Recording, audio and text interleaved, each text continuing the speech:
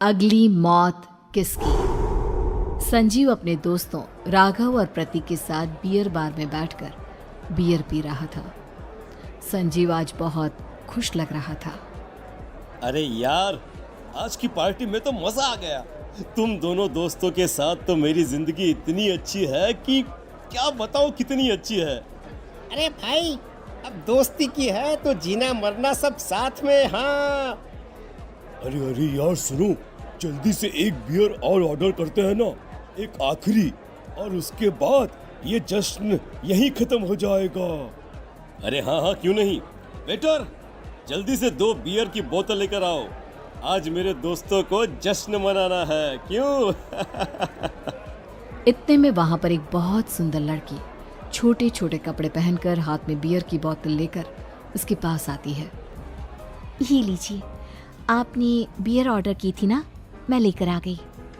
क्या बात है यार, इस बार की वेटर तो बड़ी सुंदर है। अब बियर लेकर आई हो तो अपने हाथों से ही पिला दो ना। हाँ हाँ, क्यों नहीं, जैसा आप बोलोगे मैं वैसा ही करूँगी। क्या बात है यार, अब तो लगता है रोज यहीं आना पड़ेगा। उसके बाद वो लड़की उन तीनों को बियर सर्व कर देती है। पार्टी करने के बाद वो तीनों अपने अपने घर जाते हैं। प्रतीक, संजीव और राघव को उनके घर छोड़कर जैसे ही अकेला अपनी कार में आकर बैठता है तो अचानक उसे एहसास होता है जैसे उसकी कार की पीछे वाली सीट पर कोई बैठा हुआ है। वो तुरंत पीछे मुड़कर देखता है। तुम यहाँ क्या कर रही हो? और तुम मेरी कार में कब आई? अरे तुम तो बार में वेटर थी ना। बस ऐसे ही मेरा दिल कर रहा था आपके साथ आपके घर चलने का, इसलिए मैं आपके साथ चली आई। अरे लेकिन तुम मेरी कार में आई कब? अभी कुछ देर पहले तो यहाँ पर मेरे दोस्त बैठे हुए थे। प्रतीक के इतना बोलते ही उस लड़के का चेहरा खतरनाक तरीके से बदल जाता है। उसकी आंखें पत्थर की तरह सफेद और पूरे शरीर पर नीली नीली नसें उभर आती है। गाड़ी चलाओ, पूरी स्पीड में चलाओ, और अगर तुमने गाड़ी रोकने की कोशिश भी की तो मुझसे बुरा कोई नहीं होगा। डर की वजह से प्रतीक के पसीने छूटने लगते हैं। उसका शरीर बुरी तरह से कांप रहा था। प्रतीक बिना कुछ सोचे समझे कार को फुल स्पीड से चलाना शुरू करता है।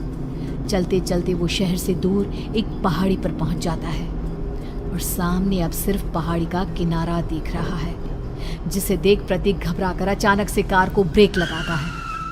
देखो देखो देखो देखो, मुझे छोड़ दो मुझे। अगर मैंने गाड़ी जरा सी भी आगे बढ़ाई तो हम दोनों नीचे गिरकर मर जाएंगे। ये तो तुम्हें पहले सोचना चाहिए था ना। अब कुछ नहीं हो सकता।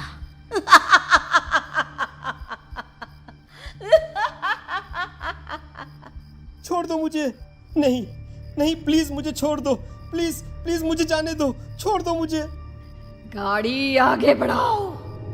और तभी अचानक से बिना प्रतीक के स्टार्ट किए उनकी कार आगे बढ़ती है और गहरी खाई में गिर जाती है। उसके चीखने की आवाजें चारों तरफ सुनाई देती है।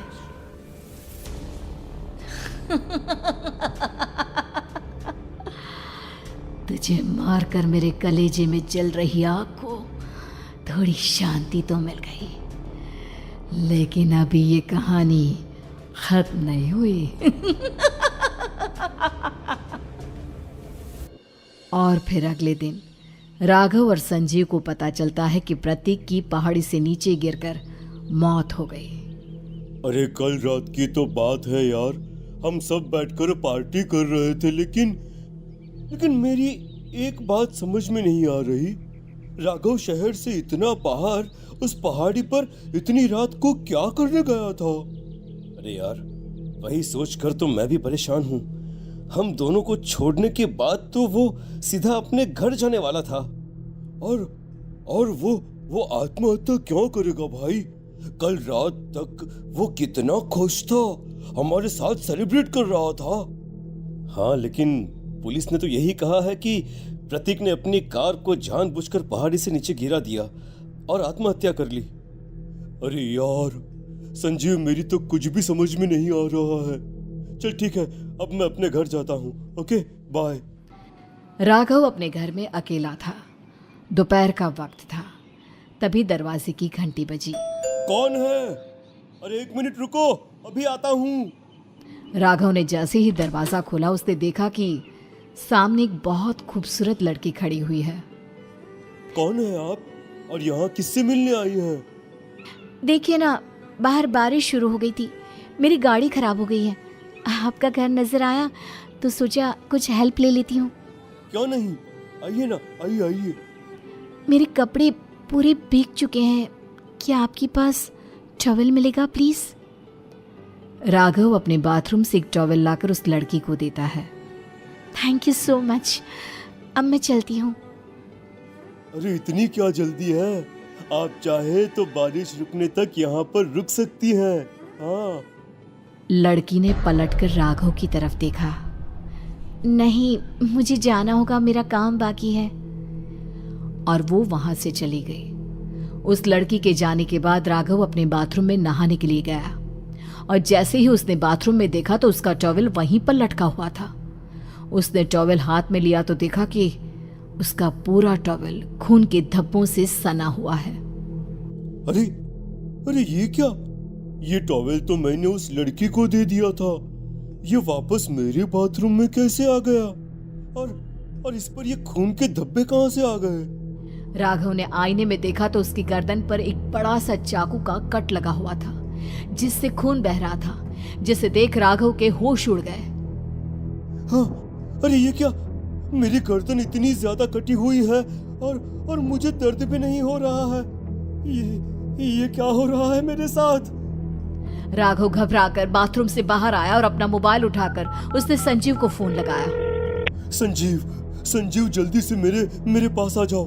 मुझे लगता है कुछ बहुत बड़ी गड़बड़ है, जल्दी आ जाओ। उधर से आवाज आई, लेकिन वो आवाज संजीव की नहीं बल्कि एक लड़की की थी। कुछ अजीब नहीं हुआ है, बस तुम्हारी मौत तुमसे मिलने आई थी और तुम्हें मारकर चली गई। अब तुम इस दुनिया का हिस्सा नहीं हो राघव, इसलिए तुम्हें अपनी गर्दन के कटने का दर्द भी महसूस नहीं हो रहा। नहीं, ऐसा नहीं हो सकता, ऐसा नहीं हो सकता। कौन हो तुम? तुम्हारी मौत। अब संजीव के पास खबर पहुंचती है कि राघव ने अपने ही घर में चाकू से गर्दन काटकर आत्महत्या कर ली। ये सुनने के बाद संजीव के होश उड़ गए। वो पसीने से तरबतर हो गया और एक अनजाना डर अब उसके दिल को सताने लगा। संजीव के साथ ही उसका एक छोटा भाई राजीव भी रहा करता था। अपने भाई को इस तरह परेशान देखकर राजीव उसके पास आया। अरे भैया, क्या हुआ भैया? आप इतने घबराए हुए क्यों लग रहे हैं? प्रतीक और राघव की मौत, मेरा मतलब मेरी कुछ समझ में नहीं आ रहा भाई। अचानक से मेरे दोनों दोस्तों ने आत्महत्या क्यों कर ली? अरे वो तो मेरी भी समझ में नहीं आ रहा है भैया। हाँ, हो सकता है कि कोई परेशानी होगी और इसीलिए उन्होंने ऐसा किया होगा। हाँ, लेकिन दोनों की जिंदगी में एक साथ परेशानी और दोनों का इतनी खतरनाक तरीके से आत्महत्या करना, कहीं ऐसा तो नहीं मैं भी मर जाऊंगा? अरे आप ऐसी बातें क्यों कर रहे हैं भैया? वैसे ही मैं इतना परेशान हूँ। जब से अंजलि ने मेरा साथ छोड़ा है तब से सब कुछ बहुत अजीब सा हो गया है। रोज रात को डरावने सपने आते हैं। ऐसा लगता है जैसे अंजलि बार बार मेरे सपनों में आकर मुझे डराने की कोशिश करती है। अंजलि का नाम सुनते ही संजीव की आंखें फट गई और उसके गले में आवाज अटक गई। उसके चेहरे पर घबराहट साफ नजर आ रही थी।